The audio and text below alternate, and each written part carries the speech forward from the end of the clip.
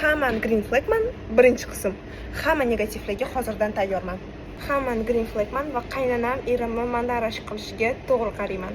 Hamman green flagman va 2 xonali uyda qaynanam, qaynatam, qaynsinglim, qaynopam va o'g'sillarim bilan yashashga tayyorman. Hamman green flagman va erkak kishini mendan pul so'rashi bu tabiiy holat deb hisoblayman.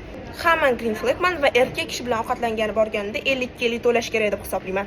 Green flagman va atrofimda ideal meni sevadigan erkaklarni emas, o'sha bir tiyin yo'q gadayni tanlayman.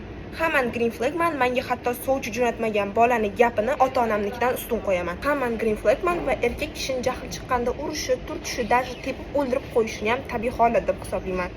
Hamman green flagman va erkak kishi menga rasvod qilishi umuman shart emas deb hisoblayman. Hamman green flagman va oiladagi hamma mojarolarga meni tilim sababchi. Hamman green flagman va erkak kishini xiyonat qilishini tabiiy holat deb hisoblayman va albatta xatoni o'zimdan qidiraman. Hamman green flagman va erkak kishi tomonidan bo'ladigan hamma zulmlarni adolatli deb hisoblayman. Hamman green flagman chunki meni erim ichsa ham, ursa ham, tepsa ham u erkak kishi, hattoki xiyonatda ham.